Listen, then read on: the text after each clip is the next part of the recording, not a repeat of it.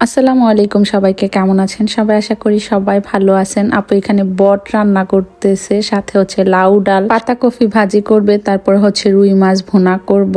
এদিকে রান্না বান্না হইতেছিল, আমি ভাবলাম যে ওদের নিয়ে গোসল করে আসি। এরপর রান্না বান্না শেষে দুজনে ভাত খাইতে ডাকতেছিলাম। আপু রুই মাছ ভুনা করছে, তো যাইয়া নাকি সামিউন বলতেছে বড় আম্মি, আমার আম্মি বাসায় মাছ রান্না করলে আমার জন্য ভাইজা রাখে, এর জন্য আপু আবার ওর জন্য ভাইজা রাখছিল। সাথে যে শুটকিও রান্না করছিল আলু বেগুন সিম দিয়ে। নিচের আপু হচ্ছে বোম্বাই মরিচ দিছিল, আপুর ভাইয়ের বউ আনছে। ভাত খাওয়ার সময় ইলা মনে হয় ক্যামেরা দেখলে একটু ভাত মুখে দেয়, আর মনে হয় না জানি কি খাবে, ক্যামেরা অফ করে রাখলে প্লেট সরায় দেয়। আজকে তো আমি ক্যামেরা অন না করে ওর দিকে শুধু মোবাইল ধরে রাখছি। পরে ও বিরক্ত হয়ে গেছে, বলছে আজকে আমাকে কত ভিডিও করতেছো। আসলে তো আমি ওরে ভিডিও করতেছিলাম না, পরে বন্ধ করে দিছি। আপুর হাতের পাতাকপি ভাজিটা অনেক মজা হয়, আমি সামিউনরে অনেক সাধছি, তবে ও নেয় নাই।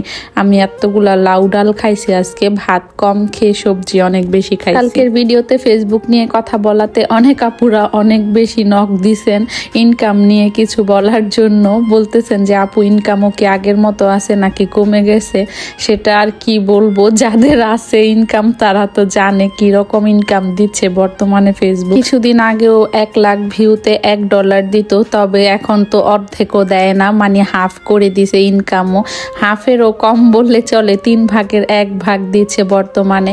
তবে যারা কাজ করছে তারা রেগুলার করে যাচ্ছে পেজটা ঠিক রাখার জন্য।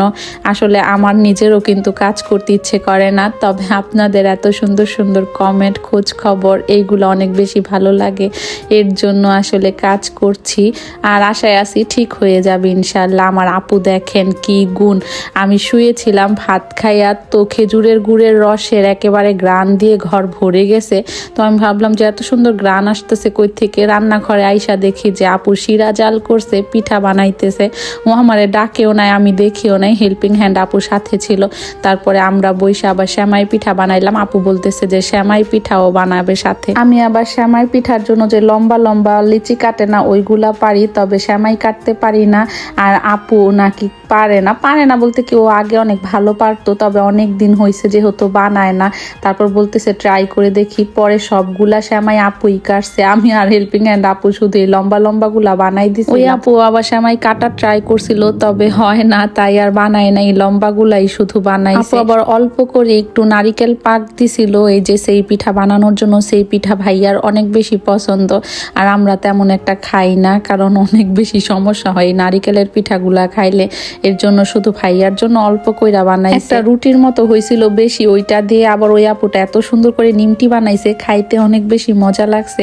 ইলার নাকি নিমটি অনেক বেশি পছন্দ, তাই আপু ওরে দিছে। এইদিকে আপু সেমাই পিঠাটাও রান্না করে নিছে। সেমাই পিঠা শিরার মধ্যে জাল দিয়া পরে কিন্তু এভাবে দুধ দিতে হয়, না হলে এবার দুধটা ফেটে যায় যদি দুইটা একসাথে দিয়া জাল। আপু তো আগুনটা বন্ধ করার কিছুক্ষণ পর হচ্ছে দুধ মিলাইছে। আর আমার এই পিঠাটা তেমন একটা পছন্দ না, তবে আজকে খাইছি, এত মজা লাগছে। সন্ধ্যায় হচ্ছে নিস্তালার আপু আসছিল, আর আপু এগুলা নিয়ে আসছিল। আপু আবার চা করছিল, তারপর অনেক কিছুই খাইছি, ওইগুলার ভিডিও করা হয় নাই। সবাই মিলে একসাথে গল্প করছিলাম আর হচ্ছে সন্ধ্যার নাস্তা করতেছিলাম।